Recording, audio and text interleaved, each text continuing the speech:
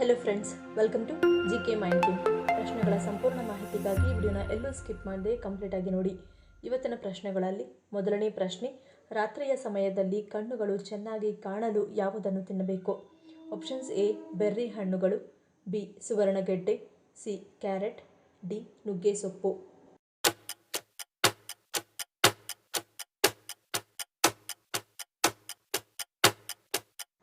ಸರಿಯಾದ ಉತ್ತರ option A berry ಹಣ್ಣುಗಳು.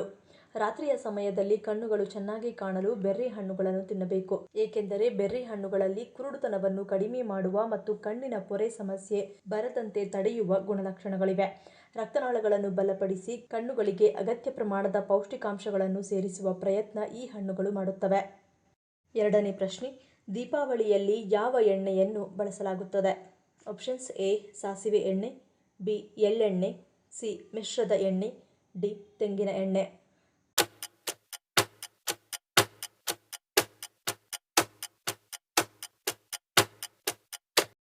ಸರಿಯಾದ ಉತ್ತರ ಆಪ್ಷನ್ ಎ ಸಾಸಿವೆ ಎಣ್ಣೆ. ಸಾಸಿವೆ ಎಣ್ಣೆಯನ್ನು ಸಾಂಪ್ರದಾಯಿಕವಾಗಿ ದೀಪಾವಳಿಯ ಸಮಯದಲ್ಲಿ ದೀಪ ಬೆಳಗಲು ಬಳಸಲಾಗುತ್ತದೆ. ಸಾಸಿವೆ ಬೀಜಗಳಿಂದ ಪಡೆದ ಸಾಸಿವೆ ಎಣ್ಣೆಯನ್ನು ಭಾರತೀಯ ಸಂಸ್ಕೃತಿಯಲ್ಲಿ ಶತಮಾನಗಳಿಂದಲೂ ಧಾರ್ಮಿಕ ಸಮಾರಂಭಗಳಲ್ಲಿ ದೀಪಗಳನ್ನು ಬೆಳಗಿಸುವುದು ಸೇರಿದಂತೆ ವಿವಿಧ ಉದ್ದೇಶಗಳಿಗಾಗಿ ಬಳಸಲಾಗುತ್ತದೆ. ಇದು ಮಂಗಳಕರ ಮತ್ತು ಶುದ್ಧೀಕರಿಸುವ ಗುಣಗಳನ್ನು ಹೊಂದಿದೆ ಎಂದು ನಂಬಲಾಗಿದೆ. ಮೂರನೇ ಪ್ರಶ್ನೆ, ದೇಹದ ತೂಕ ಇಳಿಸಿಕೊಳ್ಳುವಲ್ಲಿ ನೆರವಾಗುವ ಡ್ರೈ ಫ್ರೂಟ್ ಯಾವುದು? ಆಪ್ಷನ್ಸ್: ಎ ಗೋಡಂಬಿ, ಬಿ ಪಿಸ್ತಾ, ಸಿ ಒಣದ್ರಾಕ್ಷಿ, ಡಿ ಅಂಜೂರ.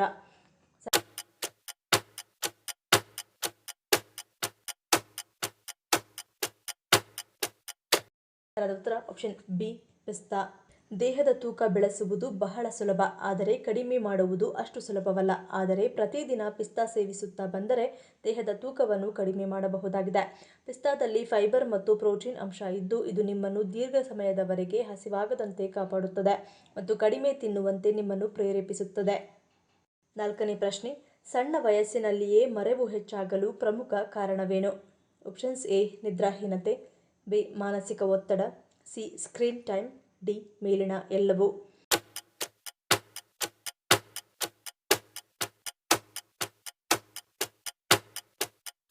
ಸರಿಯಾದ ಉತ್ತರ ಆಪ್ಷನ್ ಡಿ ಮೇಲಿನ ಎಲ್ಲವೂ. ಹೆಚ್ಚು ಸಮಯವನ್ನು ಮೊಬೈಲ್, ಟಿವಿ ಮತ್ತು ಕಂಪ್ಯೂಟರ್ಗಳಲ್ಲಿ ಕಳೆದಷ್ಟು ಮೆದುಳಿನ ಜೀವಕೋಶಗಳು ಸಕ್ರಿಯವಾಗಿ ಕಾರ್ಯನಿರ್ವಹಿಸದಂತೆ ಮಾಡುತ್ತದೆ. ಇದರಿಂದ ಮೊದಲ ಪರಿಣಾಮವೇ ನೆನಪಿನ ಶಕ್ತಿ ಕಡಿಮೆಯಾಗುವುದು. ಸದಾಕಾಲ ಕಾರ್ಯನಿರತವಾಗಿರುವ ನಮ್ಮ ಮೆದುಳು ನಿದ್ರೆ ಸಮಯದಲ್ಲಿ ವಿಶ್ರಾಂತಿಸುತ್ತದೆ. ನಿದ್ರೆಯ ಕೊರತೆಯಾದರೆ ಮೆದುಳಿಗೆ ವಿಶ್ರಾಂತಿ ಸಿಗದೆ ನೆನಪಿನ ಕ್ರಿಯೆಯ ಮೇಲೆ ಪರಿಣಾಮ ಬೀರಬಹುದು. ವ್ಯಕ್ತಿಯು ಖಿನ್ನತೆ, ಆಲ್ಝೈಮರ್ ಡಿಸೀಸ್ ಸೇರಿದಂತೆ ಇತ್ಯಾದಿ ಮಾನಸಿಕ ರೋಗಗಳಿಂದ ಬಳಲುತ್ತಿದ್ದರೆ ಮರೆಯುವಿಕೆಯು ಸಹಜವಾಗಿರುತ್ತದೆ.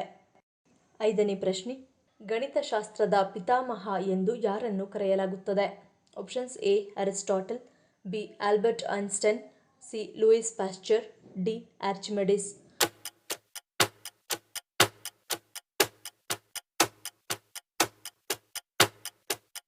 ಸರಿಯಾದ ಉತ್ತರ ಆಪ್ಷನ್ ಡಿ ಆರ್ಚಿಮೆಡಿಸ್. 287 BCE ಸುಮಾರಿಗೆ ಗ್ರೀಸ್ನ ಸಿರಾಕ್ಯೂಸ್ನಲ್ಲಿ ಜನಿಸಿದ ಆರ್ಕಿಮಿಡೀಸ್ ಅವರನ್ನು ಗಣಿತಶಾಸ್ತ್ರದ ಪಿತಾಮಹ ಎಂದು ಕರೆಯಲಾಗುತ್ತದೆ. ಅವರು ಗಣಿತಜ್ಞರು ಮಾತ್ರವಲ್ಲದೆ ಭೌತಶಾಸ್ತ್ರಜ್ಞ, ಸಂಶೋಧಕ ಮತ್ತು ಖಗೋಳಶಾಸ್ತ್ರಜ್ಞರೂ ಆಗಿದ್ದರು. ಜ್ಯಾಮಿತಿ, ಸನ್ನೆಕೋಲುಗಳು, ತೇಲುವಿಕೆ ಮತ್ತು ಆಕಾರಗಳ ಅಳತೆಯ ಕುರಿತಾದ ಅವರ ಸಿದ್ಧಾಂತಗಳು ಅವರನ್ನು ಇತಿಹಾಸದಲ್ಲಿ ಶ್ರೇಷ್ಠ ವೈಜ್ಞಾನಿಕ ಮನಸ್ಸಿನವರಲ್ಲಿ ಒಬ್ಬರನ್ನಾಗಿ ಮಾಡಿತು. ಆರನೇ ಪ್ರಶ್ನೆ, ಗರ್ಭಾವಸ್ಥೆಯಲ್ಲಿ ತಪ್ಪಿಯು ಯಾವ ಹಣ್ಣನ್ನು ಸೇವಿಸಬಾರದು? ಆಪ್ಷನ್ಸ್: ಎ ಲಿಚ್ಚಿ, ಬಿ ಸೀತಾಫಲ, ಸಿ ಡ್ರ್ಯಾಗನ್, ಡಿ ಅನಾನಸ್.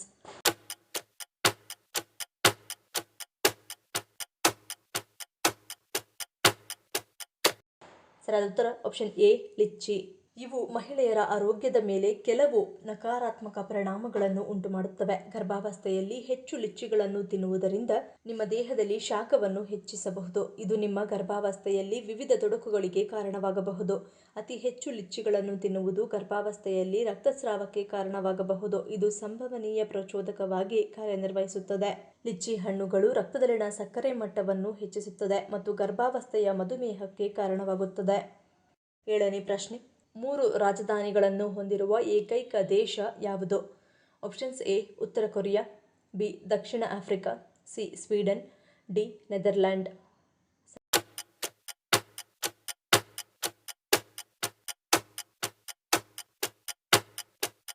ಸರಿಯಾದ ಉತ್ತರ ಆಪ್ಷನ್ ಬಿ ದಕ್ಷಿಣ ಆಫ್ರಿಕಾ. ದಕ್ಷಿಣ ಆಫ್ರಿಕಾ 3 ರಾಜಧಾನಿಗಳನ್ನು ಹೊಂದಿರುವ ಏಕೈಕ ದೇಶವಾಗಿರುವುದರಿಂದ ಜಾಗತಿಕವಾಗಿ ವಿಶಿಷ್ಟವಾಗಿದೆ. ಪ್ರತಿಯೊಂದು ರಾಜಧಾನಿಯು ರಾಜಕೀಯ ಮತ್ತು ಪ್ರಾದೇಶಿಕ ಸಮತೋಲನಕ್ಕಾಗಿ ತನ್ನ ಸರ್ಕಾರದ ಒಂದು ಶಾಖೆಯನ್ನು ಪ್ರತಿನಿಧಿಸುತ್ತದೆ. ಈ ತ್ರಿಪಕ್ಷೀಯ ಬಂಡವಾಳ ವ್ಯವಸ್ಥೆಯು 1910ರಲ್ಲಿ ದಕ್ಷಿಣ ಆಫ್ರಿಕಾದ ಒಕ್ಕೂಟದ ರಚನೆಯ ಹಿಂದಿನದು. ಇದನ್ನು ವಿವಿಧ ಪ್ರದೇಶಗಳು ಮತ್ತು ಸಮುದಾಯಗಳ ಪ್ರಭಾವವನ್ನು ಸಮತೋಲನಗೊಳಿಸಲು ವಿನ್ಯಾಸಗೊಳಿಸಲಾಗಿದೆ. 8ನೇ ಪ್ರಶ್ನೆ, ಯಾವ ಸಂಖ್ಯೆಯಲ್ಲಿ ಜನಿಸಿದ ಹೆಣ್ಣು ಮಗು ಹೆಚ್ಚು ಅದೃಷ್ಟವಂತಳು? Options A 1 3 5 7 9, B 2 4 6 8, C 13 15 17 19, D 22 24 26 28.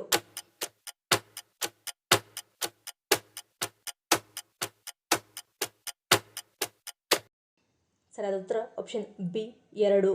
ಸಂಖ್ಯಾಶಾಸ್ತ್ರದಲ್ಲಿನ ಕೆಲವು ದಿನಾಂಕಗಳು ಇವರಿಗೆ ಅನುಕೂಲಕರವಾಗಿರುವುದಿಲ್ಲ, ಆದರೆ ಇವರು ಇತರರಿಗೆ ಅದೃಷ್ಟಶಾಲಿಯಾಗುತ್ತಾರೆ.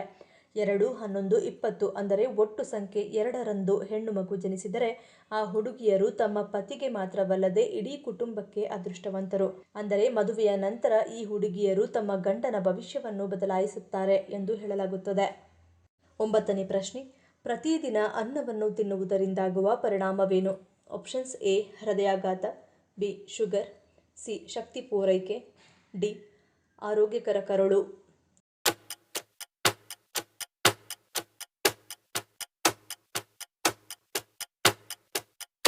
ಸರಿಯಾದ ಉತ್ತರ ಆಪ್ಷನ್ ಸಿ ಮತ್ತು ಡಿ. ಅಕ್ಕಿಯು ಕಾರ್ಬೋಹೈಡ್ರೇಟ್ಗಳ ಗಮನಾರ್ಹ ಮೂಲವಾಗಿದ್ದು ನಿಮ್ಮ ದೇಹವು ಪರಿಣಾಮಕಾರಿಯಾಗಿ ಕಾರ್ಯನಿರ್ವಹಿಸಲು ಅಗತ್ಯವಾದ ಶಕ್ತಿಯನ್ನು ಒದಗಿಸುತ್ತದೆ. ಪ್ರತಿದಿನ ಅನ್ನವನ್ನು ಸೇವಿಸುವುದರಿಂದ ದಿನವಿಡೀ ನಿಮ್ಮ ಶಕ್ತಿಯ ಮಟ್ಟವನ್ನು ಕಾಪಾಡಿಕೊಳ್ಳಲು ಸಹಾಯ ಮಾಡುತ್ತದೆ. ವಿಶೇಷವಾಗಿ ಕಂದು ಅಕ್ಕಿಯು ಆಹಾರದ ನಾರಿನ ಅತ್ಯುತ್ತಮ ಮೂಲವಾಗಿದೆ. ನಾರು ಜೀರ್ಣಕ್ರಿಯೆಗೆ ಸಹಾಯ ಮಾಡುತ್ತದೆ, ಕರುಳಿನ ನಿಯಮಿತತೆಯನ್ನು ಕಾಪಾಡಿಕೊಳ್ಳಲು ಸಹಾಯ ಮಾಡುತ್ತದೆ ಮತ್ತು ಹೊಟ್ಟೆ ತುಂಬಿದ ಭಾವನೆಯನ್ನು ಉತ್ತೇಜಿಸುವ ಮೂಲಕ ಉತ್ತಮ ತೂಕ ನಿರ್ವಹಣೆಗೆ ಕೊಡುಗೆ ನೀಡುತ್ತದೆ. ಅಕ್ಕಿಯ ನಿಯಮಿತ ಸೇವನೆಯು ಆರೋಗ್ಯಕರ ಜೀರ್ಣಾಂಗ ವ್ಯವಸ್ಥೆಯನ್ನು ಬೆಂಬಲಿಸುತ್ತದೆ. ಅಕ್ಕಿಯಲ್ಲಿ ಕೆಲವು ಸೂಕ್ಷ್ಮ ಪೋಷಕಾಂಶಗಳಿವೆ. ಈ ಪೋಷಕಾಂಶಗಳು ಚಯಾಪಚಯ, ರೋಗನಿರೋಧಕ ವ್ಯವಸ್ಥೆಯ ಬೆಂಬಲ ಮತ್ತು ಒಟ್ಟಾರೆ ಯೋಗಕ್ಷೇಮದಂತಹ ವಿವಿಧ ದೈಹಿಕ ಕಾರ್ಯಗಳಲ್ಲಿ ನಿರ್ಣಾಯಕ ಪಾತ್ರ ವಹಿಸುತ್ತದೆ. 10ನೇ ಪ್ರಶ್ನೆ, ಸ್ನಾನ ಮಾಡುವಾಗ ಮೊದಲು ದೇಹದ ಯಾವ ಭಾಗಕ್ಕೆ ನೀರು ಹಾಕುವುದರಿಂದ ನರಹಾನಿಯಾಗುವ ಸಾಧ್ಯತೆ ಇರುತ್ತದೆ? ಆಪ್ಷನ್ಸ್ ಎ ಪಾದ, ಬಿ ಭುಜ, ಸಿ ತಲೆ, ಡಿ ಮುಖ.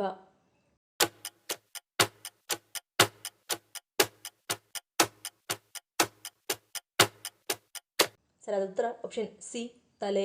ಬಿಸಿ ಬಿಸಿ ನೀರಿನಲ್ಲಿ ಸ್ನಾನ ಮಾಡುವಾಗ ನೇರವಾಗಿ ಮೊದಲು ತಲೆಗೆ ಬಿಸಿ ನೀರು ಹಾಕುವುದರಿಂದ ಅದು ದೇಹದ ತಾಪಕ್ಕೆ ಹೊಂದಿಕೆಯಾಗುತ್ತದೋ ಇಲ್ಲವೋ ಎಂದು ತಿಳಿದಿರುವುದಿಲ್ಲ. ಅಷ್ಟೇ ಅಲ್ಲ, ಇದು ನಿಮ್ಮ ಮೆದುಳಿಗೂ ಹಾನಿಯನ್ನುಂಟು ಮಾಡಬಹುದು. ನೀರು ತಂಪಾಗಿದ್ದರೂ ಅಥವಾ ಬಿಸಿಯಾಗಿದ್ದರೂ, ಮುಖ್ಯವಾಗಿ ಚಳಿಗಾಲದಲ್ಲಿ ತಕ್ಷಣವೇ ತಲೆಯ ಮೇಲೆ ನೀರನ್ನು ಸುರಿಯಬಾರದು. ಮೊದಲಿಗೆ ಪಾದಗಳಿಗೆ ಸ್ವಲ್ಪ ನೀರು ಹಾಕಿ ಉಜ್ಜಿ, ಇದರ ನಂತರ ಹೊಟ್ಟೆಯ ಮೇಲೆ ನೀರನ್ನು ಹಾಕಿ ಉಜ್ಜಿ, ನಂತರ ಎದೆಯ ಮೇಲೆ ನೀರು ಹಾಕಿ, ಇದರ ನಂತರ ತಲೆಯ ಮೇಲೆ ನೀರನ್ನು ಸುರಿಯಬೇಕು. 11ನೇ ಪ್ರಶ್ನೆ, ಪಶ್ಚಿಮ ಬಂಗಾಳದ ದುಃಖ ಎಂದು ಯಾವ ನದಿಯನ್ನು ಕರೆಯುತ್ತಾರೆ? Options A Brahmaputra, B Subarnarekha, C Damodar, D Teesta.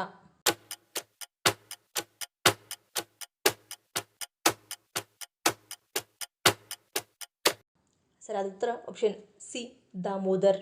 Damodar ನದಿಯನ್ನು ಪಶ್ಚಿಮ ಬಂಗಾಳದ ದುಃಖ ಎಂದು ಕರೆಯಲಾಗುತ್ತದೆ. ಐತಿಹಾಸಿಕವಾಗಿ ಅದರ ಮಳೆಗಾಲದಿಂದ ಉಂಟಾಗುವ ಹರಿವು ದುರಂತ ವಾರ್ಷಿಕ ಪ್ರವಾಹಗಳಿಗೆ ಕಾರಣವಾಯಿತು. ಇದು ಪ್ರದೇಶದ ಫಲವತ್ತಾದ ಬಯಲು ಪ್ರದೇಶಗಳನ್ನು ಧ್ವಂಸ ಮಾಡಿತು. ಇದು ಅಪಾರ ಜೀವ ಮತ್ತು ಆಸ್ತಿ ಪಾಸ್ತಿ ನಷ್ಟಕ್ಕೆ ಕಾರಣವಾಯಿತು. ಹೀಗಾಗಿ ಇದನ್ನು ಪಶ್ಚಿಮ ಬಂಗಾಳದ ದುಃಖ ಎಂದು ಕರೆಯಲಾಗುತ್ತದೆ. ಈ ಪ್ರಶ್ನೆಗಳಲ್ಲಿ ನೀವು ಎಷ್ಟು ಪ್ರಶ್ನೆಗಳಿಗೆ ಸರಿ ಉತ್ತರವನ್ನು ಕೊಟ್ಟರಿ ಅನ್ನೋದನ್ನು ಕಮೆಂಟ್ ಮಾಡಿ ತಿಳಿಸಿ. ಈ ವಿಡಿಯೋ ನಿಮಗೆ ಇಷ್ಟ ಆಗಿದ್ರೆ ಮರಿದೇ ಲೈಕ್ ಮಾಡಿ, ಶೇರ್ ಮಾಡಿ, ಸಬ್ಸ್ಕ್ರೈಬ್ ಮಾಡಿ. ನನ್ನ ಚಾನಲ್ನ ಇನ್ನೂ ಸಬ್ಸ್ಕ್ರೈಬ್ ಮಾಡಿದೆ ಹಾಗೆ ವಿಡಿಯೋಸ್ ನೋಡ್ತಿದ್ರೆ ಪ್ಲೀಸ್ ಸಬ್ಸ್ಕ್ರೈಬ್ ಮಾಡಿ, ಸಪೋರ್ಟ್ ಮಾಡಿ.